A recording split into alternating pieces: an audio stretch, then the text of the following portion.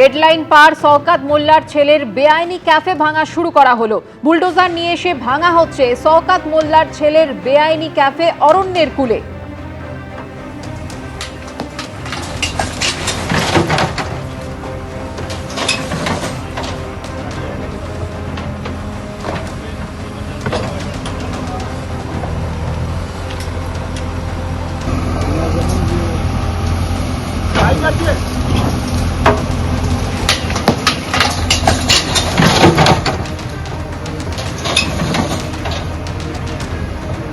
ক্যানিংয়ের মৌখালীতে মাতলা নদীর চর দখল করে এই ক্যাফে তৈরি করা হয়েছিল। ঘটনাস্থলে হাজির এসডিপিও ক্যানিংয়ের নেতৃত্বে বিশাল পুলিশ বাহিনী। জেলা প্রশাসনের তরফ থেকে 29শে জুন পর্যন্ত ডেডলাইন দেওয়া হয়েছিল। সেই ডেডলাইন পার হয়ে গিয়েছে।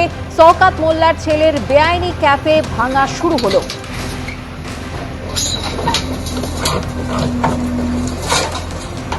বিস্তারিত জানবো, কথা বলবো আমাদের প্রতিনিধি আবির দত্তের সঙ্গে। আবির, দেখো, ডেডলাইন ইতিমধ্যে পার হয়েছে এবং যেমনটা আমরা জানি যে শওকত মোল্লার বাড়িতে যখন তল্লাশি অভিযান চালান তদন্তকারীরা, তখনই জানতে পারেন এনআইএ এর আধিকারিকরা খুঁজতে যান শওকত মোল্লাকে একটি ক্যাফেতে, যে ক্যাফেটির নাম অরণ্যের কূলে। সেই ক্যাফেটি হচ্ছে শওকত মোল্লার ছেলে তার নামেই ছিল এবং যে বেআইনি ভাবে সেই ক্যাফে তৈরি করা হয়েছিল বলে জানা গিয়েছিল এবং মাতলা নদীর চর দখল করে সেই ক্যাফে তৈরি করা হয়। বর্তমানে যেটা জানা যাচ্ছে যে জেলা প্রশাসনের তরফ থেকে সেই ক্যাফে ভেঙে ফেলার নির্দেশ আসে এবং শুরুতে তাকেই বলা হয় সমস্ত কিছু খুলে নিয়ে যাওয়ার জন্য এবং এসডিও অফিসে তাকে হাজিরা যাওয়ার জন্য নোটিশও দেওয়া হয়। দক্ষিণ চব্বিশ পরগনা জেলা প্রশাসনের তরফ থেকে ক্যানিং মহকুমা পুলিশ আধিকারিকের নেতৃত্বে বিশাল পুলিশ বাহিনী ঘটনাস্থলে উপস্থিত হয়ে ইতিমধ্যে ভাঙার প্রক্রিয়া শুরু করা হয়েছে। মাতলা নদীর চরের ওপরে ক্ষমতা প্রয়োগ করে যেভাবে সেখানে এক প্রকার ক্ষমতার বলেই জায়গা দখল করা হয়েছে, তাতে কিন্তু বলা যায় যে এই ক্ষমতার অপব্যবহার করা হয়েছে বলে স্থানীয় বাসিন্দারা অনেকেই অভিযোগ তুলেছিলেন এবং তার সাথে সাথে এই যে ক্যাফে তৈরি করা হয়েছিল বিলাসবহুল, সেই ক্যাফে ভেঙে ফেলার প্রক্রিয়াও শুরু করা হয়েছে। ধন্যবাদ আবির।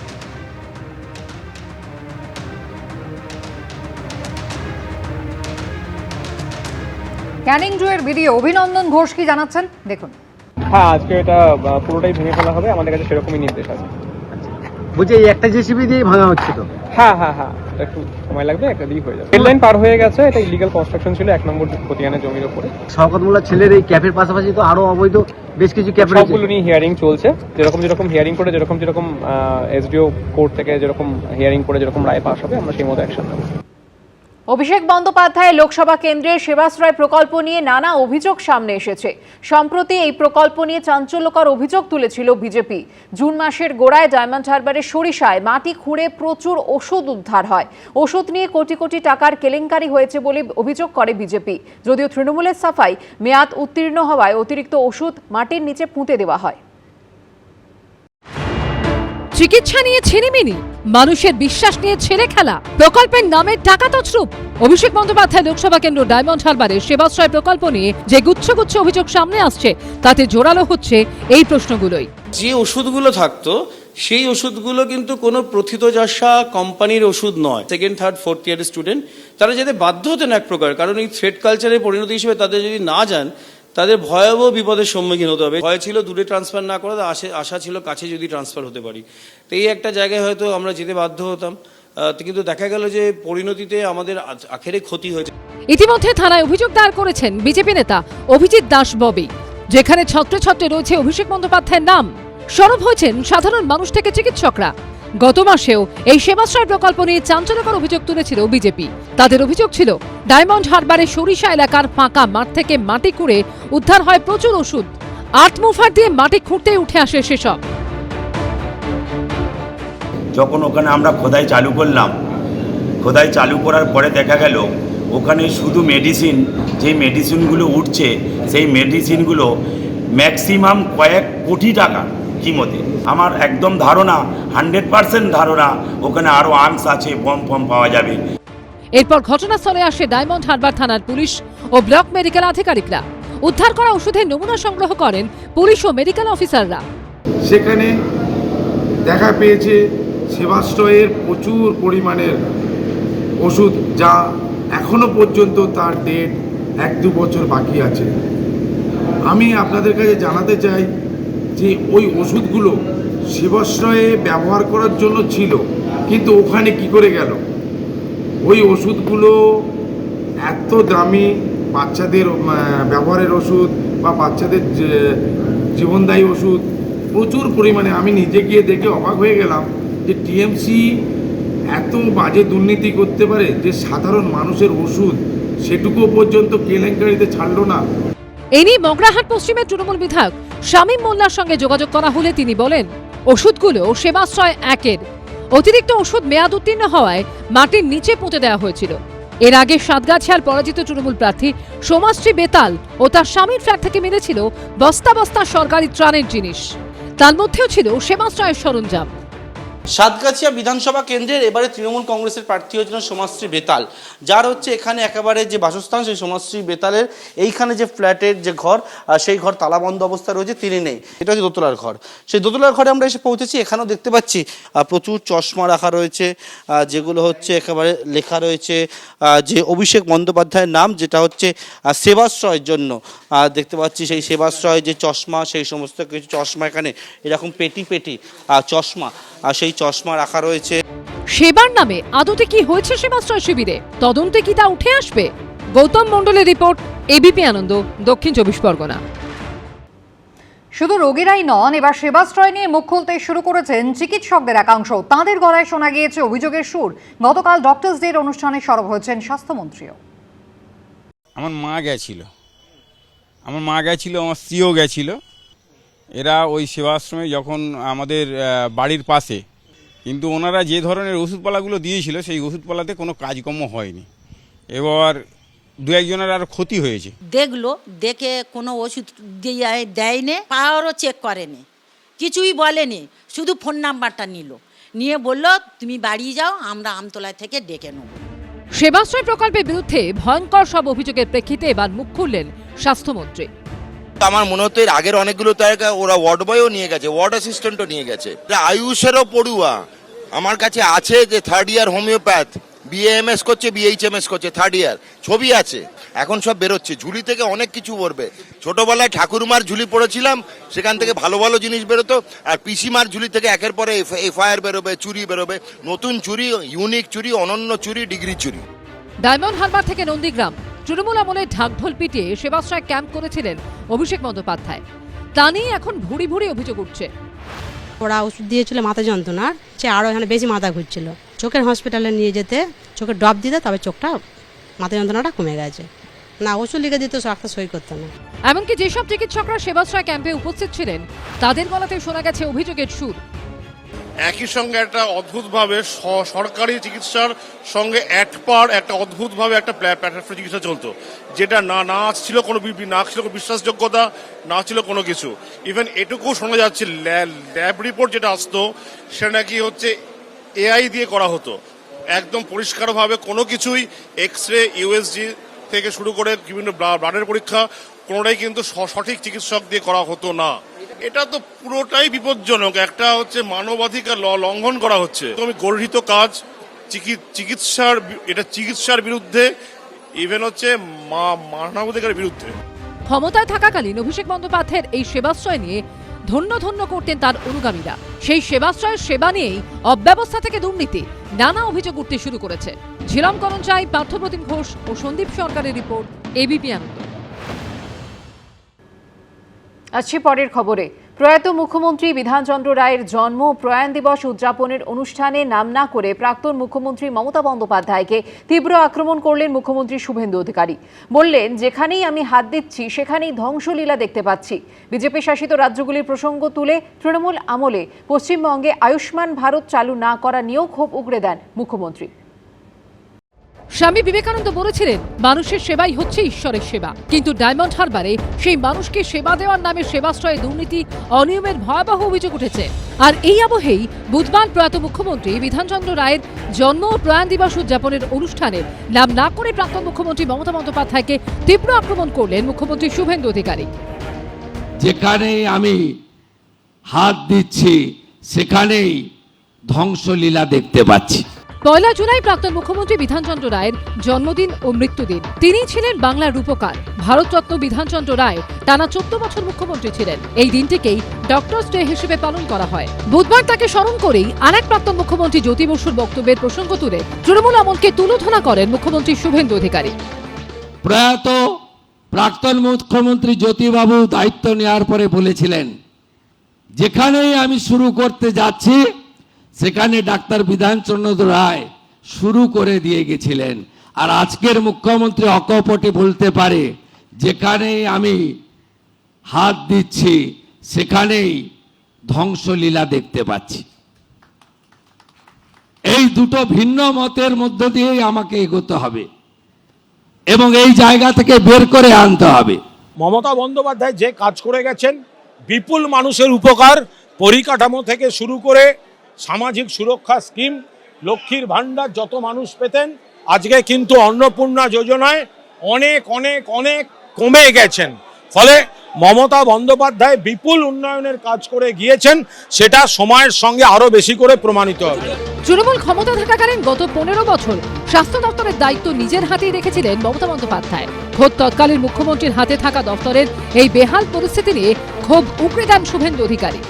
আপনি যান ভেলোরে, আপনি যান মুম্বাই টাটা ক্যান্সার হসপিটালে, আপনি বেঙ্গালুরুতে দেবী শেঠির হসপিটাল, আপনি পিজিআই চণ্ডীগড়, আপনি যান ডাক্তার রেড্ডির হায়দ্রাবাদে, সর্বত্র শুধু বাঙালি বাঙালি বাঙালি, দরিদ্র দরিদ্র দরিদ্র।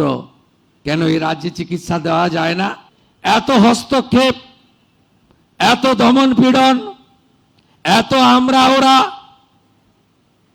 এত অবহেলিত চিকিৎসা ব্যবস্থা, এটা কি কাম্য ছিল? বিজেপি শাসিত রাজ্যগুলির প্রসঙ্গ তুলে তৃণমূল আমলে পশ্চিমবঙ্গে আয়ুষ্মান ভারত চালু না করা নিয়েও নিশানা করেন মুখ্যমন্ত্রী। পাশে থাকা উত্তরপ্রদেশ গুজরাটের লোকটাকে টাকা দিতে হচ্ছে না, আয়ুষ্মান ভারতের কার্ডটা দেখাচ্ছে, আর পশ্চিমবঙ্গের লোকটা, গরিব লোকটা ওর দিকে তাকিয়ে আছে করুণ দৃষ্টিতে, আর 12,000 টাকা, 14,000 টাকা, 18,000 টাকা পরীক্ষার বিল মিটাচ্ছে। এটাই কি বাংলায় কাম্য ছিল? কি অবস্থা করে রেখেছেন হসপিটালগুলো। এই দিন মেডিকেল কলেজে ডক্টরস ডে অনুষ্ঠান থেকে নজরদারি নিয়ে কড়া বার্তা দেন স্বাস্থ্যমন্ত্রী শারদ Mukhopadhyay. Each and every medical college, each and every hospital, each and every district hospital, each and every rural hospital, and each and every block medical health unit, and the Arogya Mandir, সবগুলো কিন্তু now connected by an audio visual system in that monitoring room or the control room of স্বাস্থ্য ভবন। আজকেই আমাদের মুখ্যমন্ত্রী দেখে বললেন, যখন ওপেন করলেন, বলেন সামনে একটা কুকুর বসে আছে, কোন হাসপাতালের এন্ট্রান্সে খবর নেই। সো রিমেম্বার, যে যেখানে কাজ করুক, যে কোনো হাসপাতালে, the big brother is watching you. তো আমরা প্রত্যেকটা হাসপাতালের উপর নজরদারি করছি, খবরদারি করছি না, কখনো ভাববেন না। এই দিন বিধাননগর মহকুমা হাসপাতালের নাম পরিবর্তন করে বিধানচন্দ্র রায় মাল্টি স্পেশালিটি হাসপাতাল করা হয়। সল্টলেকে চিকিৎসক দিবসের অনুষ্ঠান থেকে নাম পরিবর্তনের ঘোষণা করেন মুখ্যমন্ত্রী। 200টি নতুন অ্যাম্বুলেন্সেরও উদ্বোধন করেন তিনি। সমীরণ পাল, ঝিলম করঞ্জাই ও আশাবুল হোসেনের রিপোর্ট, এবিপি আনন্দ। অভিষেক বন্দ্যোপাধ্যায় ঘনিষ্ঠ প্রাক্তন তৃণমূল কাউন্সিলর এবং পুরসভার প্রাক্তন এমআইসি গ্রেফতার দেবরাজ চক্রবর্তী।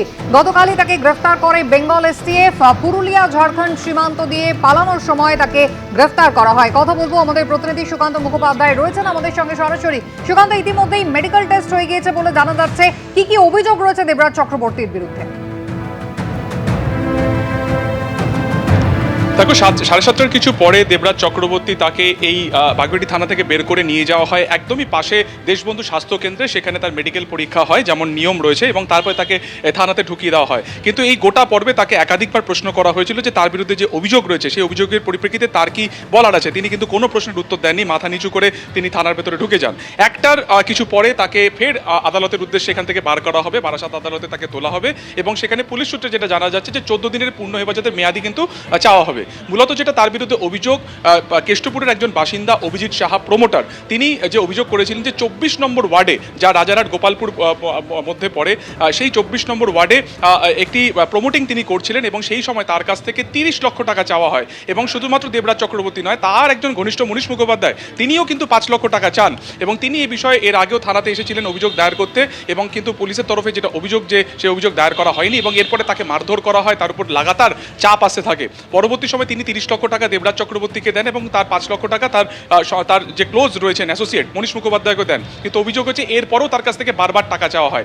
এই একেবারে এই নির্বাচনের পরে তার বিরুদ্ধে ফের অভিযোগ দায়ের করা হয় এবং সেই অভিযোগের পরিপ্রেক্ষিতেই গতকালকে পুরুলিয়া ঝাড়খণ্ডের বর্ডারে একটি গেস্ট হাউস থেকে পাকড়াও করা হয় এসটিএফ এর তরফে দেবরাজকে আপাতত জিজ্ঞাসাবাদ করা হচ্ছে। পুলিশ সূত্রে যেটা জানা যাচ্ছে যে আপাতভাবে তার বিরুদ্ধে 4টে বিএনএস এর অ্যাক্ট দেওয়া হয়েছে, যেখানে আর্থিক বিশ্বাসভঙ্গ, যেখানে প্রতারণা, মারধর করা, সিন্ডিকেট ক্রাইম অর্থাৎ প্রাতিষ্ঠানিক অপরাধ, এই ধরনের গুরুতর অভিযোগ তার বিরুদ্ধে রয়েছে। কিন্তু এরপরেও আরও একাধিক ব্যক্তি রয়েছেন যারা থানার সাথে যোগাযোগ করছেন, তারা বিধাননগর কমিশনারেটের সাথেও যোগাযোগ করছেন। তার কারণ বিধাননগর একেবারে পুরসভার তিনি এমএমআইসি অর্থাৎ মেয়র পরিষদ ছিলেন। তো সেই প্রভাবকে কাজে লাগিয়ে তিনি জোর করে জমি দখল করা, বেনামে প্রপার্টি করা এবং সেই সংক্রান্ত যে টাকা, তিনি সেই টাকা বাইরে অর্থ পাচারও করেছিলেন, টাকা সাইফন করেছিলেন।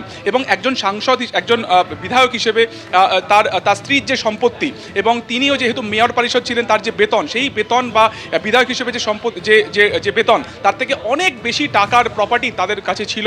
বিগত 5 থেকে 10 বছরে কোটি কোটি টাকা তারা বাড়িয়েছিলেন এবং একটি সংস্থা ডিসি গ্লোবাল, এই ডিসি গ্লোবালের নামে কিন্তু সমস্ত সংস্থা একের পর এক কেনা হয়েছিল। ফলত এই ডিসি গ্লোবাল যে ডিতে দেবরাজ এবং সিতে চক্রবর্তী অর্থাৎ নিজের নামে এই সংস্থা তিনি খুলেছিলেন নাকি অন্য কারোর নামে, এই বিষয়টা দেখা হচ্ছে।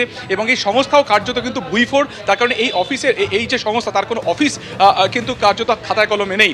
এবং সেই কারণে যেটা মনে করা হচ্ছে যে ভুয়ো এই সংস্থা খোলার মাধ্যমে এই টাকা বা এই কোটি কোটি টাকা, কালো টাকাকে তিনি সাদা করেছিলেন। তো এই সমস্ত অভিযোগ তার বিরুদ্ধে রয়েছে। আয়ের সাথে সঙ্গতিহীন তাদের সম্পত্তি রয়েছে, 50 থেকে 60 লক্ষ টাকার তারা গাড়ি কিনেছিলেন 2 বছরের মধ্যে।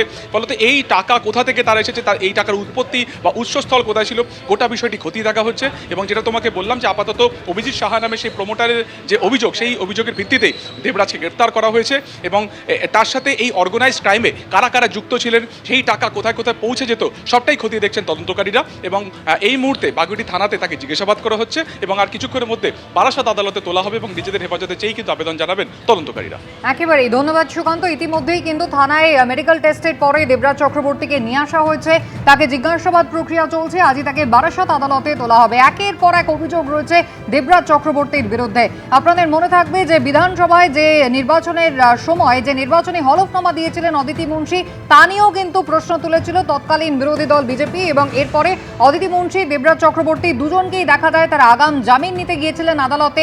শিশু সন্তান থাকার কারণে অদিতি মুন্সির আগাম জামিনের আর্জি মঞ্জুর হলেও দেবরাজ চক্রবর্তীর আবেদনে কিন্তু আদালত সাড়া দেয়নি।